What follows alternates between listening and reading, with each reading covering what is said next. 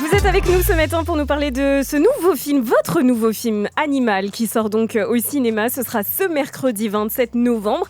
Alors c'est un film qui raconte la mésaventure de Nejma, une jeune femme qui s'entraîne dur pour remporter la prochaine course camarguaise. Alors c'est un concours dans lequel elle défie des taureaux dans l'arène, sans mise à mort de l'animal. Précisons quand même que c'est différent de la corrida. C'est un sport traditionnel aussi dans la région. Et au travers du film, c'est vrai qu'il y a plusieurs ambiances, plusieurs styles très différents. On parlait donc du western, à la fois il y a aussi un drame avec une touche de fantastique.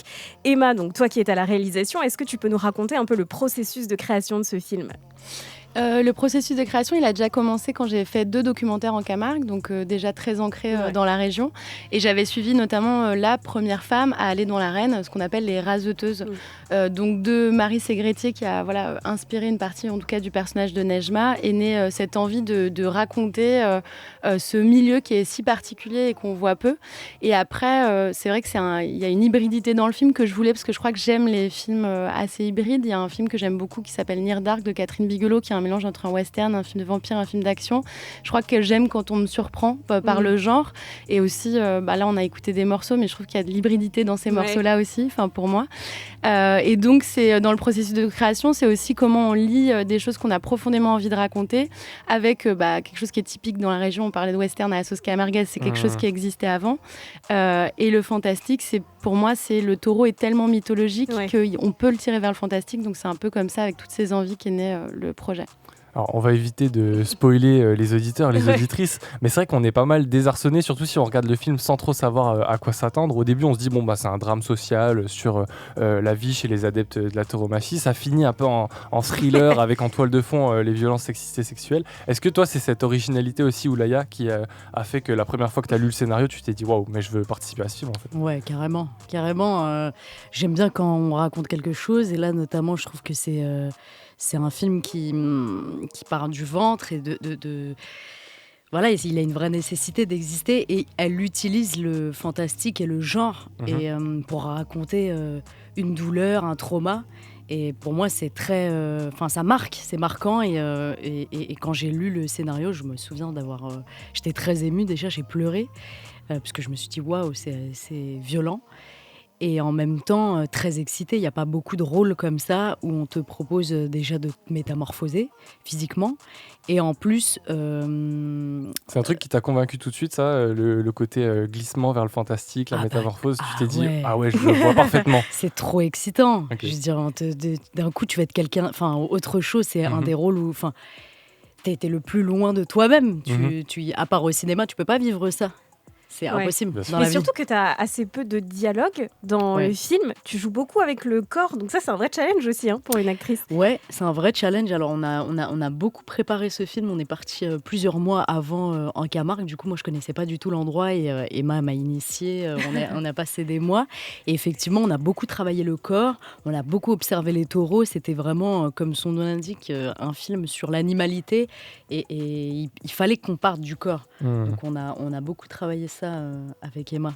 Moi, je trouve que pendant tout le film, on est en tension. Au début, on ne sait pas qu'il va y avoir ces histoires de VSS au milieu, mais quand même, Nejma, donc ton personnage Oulaya, et elle est seule dans un milieu d'hommes, c'est très viril, ça boit des bières, ça se vanne, ça se tape dans le dos.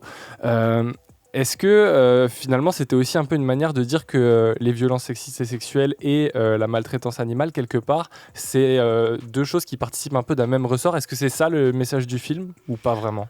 Il y a une dimension assez écoféministe dans le film qui rejoint ce que vous dites. Après, je pense que le cœur du film, il était vraiment lié sur le corps au féminin, qui effectivement, de par cette violence qu'il habite à un moment, se retrouve par l'animal à avoir une forme de résilience. Moi, j'aimais bien que l'animal lui donne le courage de se battre quelque part. De se venger. Et ça, c'était hyper important. Et juste, je voulais rajouter par rapport à cette question des rôles au cinéma. Moi, je suis franco-algérienne et c'était hyper important pour moi d'avoir une fille à cheval issue de l'immigration et ce soit pas le premier plan de l'histoire. On parle beaucoup de diversité aujourd'hui, mais je trouve qu'on parle pas assez de diversité dans les histoires même. Et le fait d'avoir effectivement des héroïnes, des héros ou une fille où c'est pas... Pour moi, c'est une femme qui a envie de conquérir cette place dans l'arène, mais elle se pose pas la question ni de son genre, ni du fait qu'elle soit racisée. Et ça, c'était hyper important pour moi de le montrer. Donc voilà. Vous aviez déjà travaillé ensemble sur plusieurs projets. Tu as écrit le film pour Oulaya ? Oui, j'ai complètement écrit D'accord. en pensant à Oulaya tout le long. J'espérais, bien évidemment, même si on a une collaboration, c'est la 3e fois, il faut toujours qu'on se co-choisisse dans les projets. Si la personne n'a pas envie, moi, je suis jamais en force. Et du coup, j'étais hyper touchée quand elle a effectivement senti, parce que c'était pas un projet évident. Il y a effectivement un gros travail de corps, mais il y a aussi Oulaya, elle a cette force du premier jour de tournage de sauter sur un cheval et d'aller trier, vraiment trier, c'est-à-dire choisir les taureaux dans un champ à cheval. Et ça, c'est pas donné à tout le monde parce que ça fait très peur au départ. Et ça, c'est vraiment sa force. Une comédienne tout terrain. Toi, qu'est-ce que tu apprécies le plus dans le cinéma d'Emma ? J'aime sa singularité. Je trouve qu'elle fait des choses qu'on n'a pas vues. Moi, ce film-là, je ne l'ai jamais vu. Il permet à des personnages comme Nejma d'exister. Sans elle, j'ai l'impression qu'aussi le cinéma français nous réduit, nous, personnes racisées, issues de l'immigration, à des rôles plus justement sociaux, tu vois, en tout cas, qui n'ont pas une dimension cinématographique comme ça, ou comme elle disait, on me voit à cheval. Enfin, c'était jouissif à jouer. Dans le fantastique aussi. Dans le fantastique. Non, mais c'est vrai. D'un coup, je trouve que c'est souvent les hommes, ils ont le droit en fait d'être sur le cheval, de combat. En fait, tout ça est comme si c'était réservé à eux, alors que en fait, nous aussi. Et moi, quand j'étais petite, je m'identifiais pas du tout. J'adore les westerns, mais j'avais pas de rôle féminin. Ouais, où je pouvais m'identifier. C'était que des hommes. Et maintenant, ça y est, co-girl. Ouais. Ce matin, si vous venez nous rejoindre, on parle du film Animal qui arrive au cinéma ce mercredi. On est avec Oulaya Amamra et Emma Benestan pour parler du film. Un film qui raconte, si vous venez nous rejoindre, la mésaventure de Nejma, donc une jeune femme qui s'entraîne pour remporter la prochaine course camarguaise. Elle évolue, c'est vrai, dans un milieu très masculin, c'est ce qu'on disait. D'ailleurs, sur le tournage, Emma, il y avait un coordinateur d'intimité. Alors, c'est assez nouveau, on en parle depuis peu. Est-ce que tu peux nous expliquer ce que c'est et pourquoi c'est important finalement ? Oui, tout à fait. Alors déjà, c'est obligatoire dans certains pays, notamment en Angleterre et en Belgique. Plein de scènes, notamment une série super, Sex Education, a été fait entièrement avec un coach d'intimité.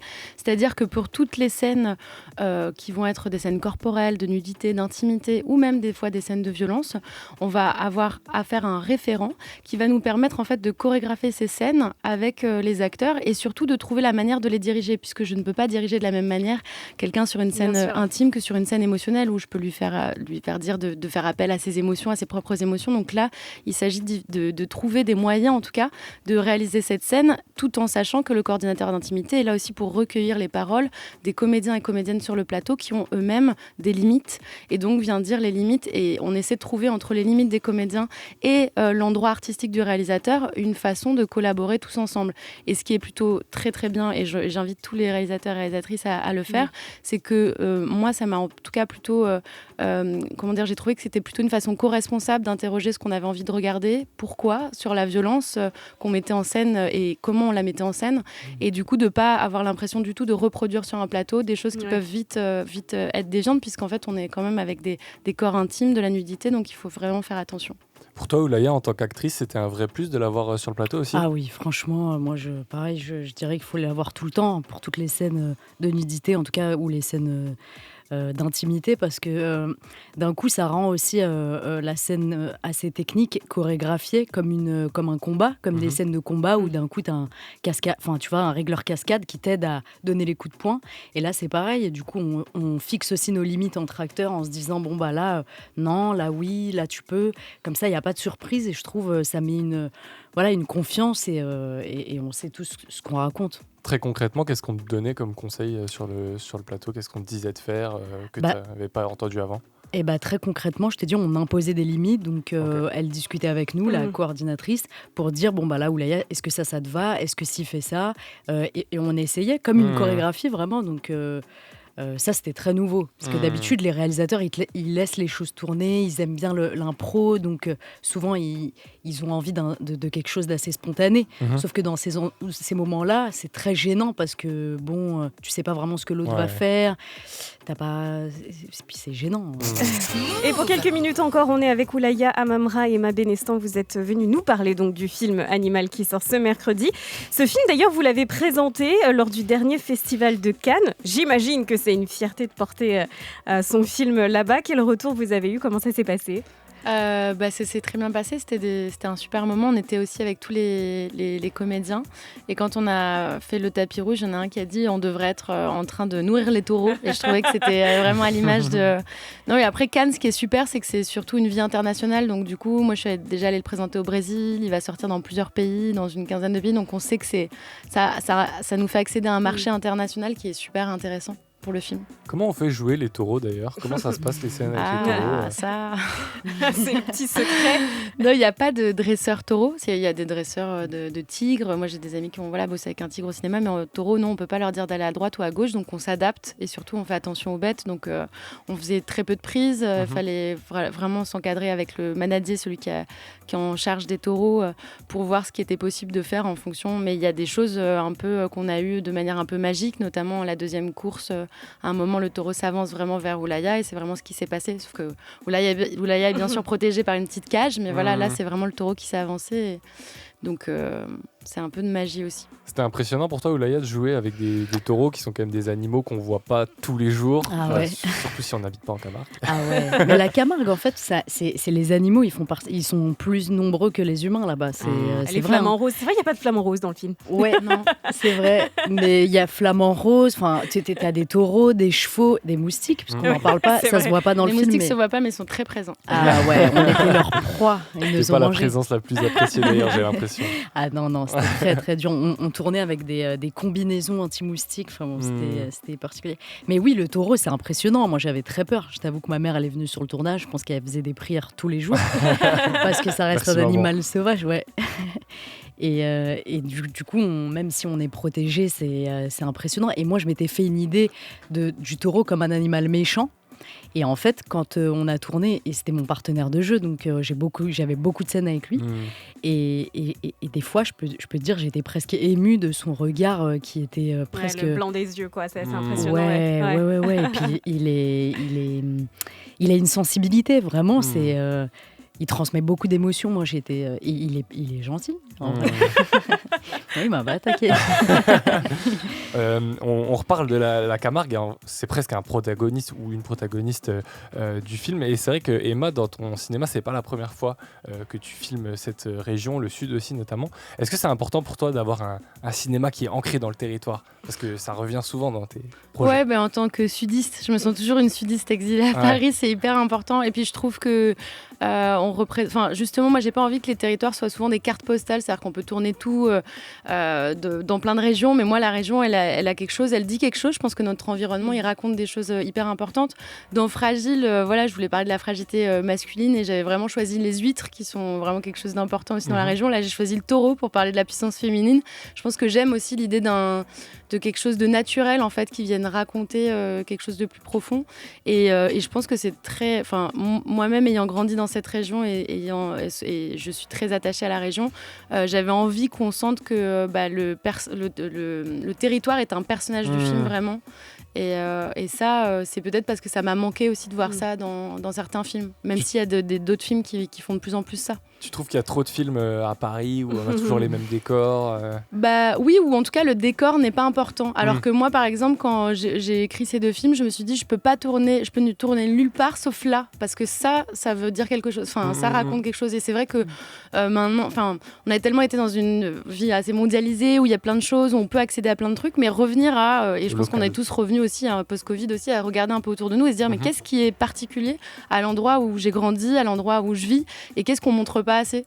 Par exemple, ces huîtres avec ce garçon, c'était hyper important pour moi de le montrer. Cette fille avec ses taureaux, c'est quelque chose qui est très lié à la région. Je peux pas le tourner à Nantes, je peux pas le tourner à Rouen, je peux pas le tourner. Et ça, je trouve ça hyper important. Et au-delà du décor, les acteurs, ils ont aussi un accent du sud très marqué. Est-ce que pendant le casting, tu t'es dit, il faut que je fasse jouer des acteurs locaux ? Comment ça s'est passé à ce niveau ? Ah oui, ça c'est sûr. Je pense que, Oulaya, elle est venue 4 mois avant, du coup, pour qu'on croie à Nejma, à Camarguaise.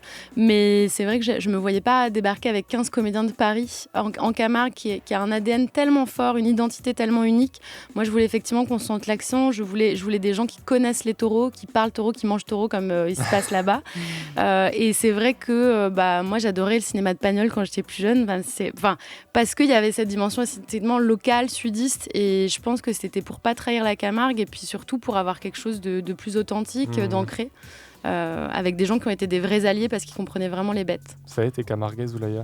Ça y est, franchement, j'aime trop. Camarguaise d'adoption, ça y est. Ouais, exactement. Et dernière petite question, Nejma évolue dans un monde d'hommes. Dans le film, toi, Emma, est-ce que tu te sens moins seule en tant que femme dans le milieu du cinéma?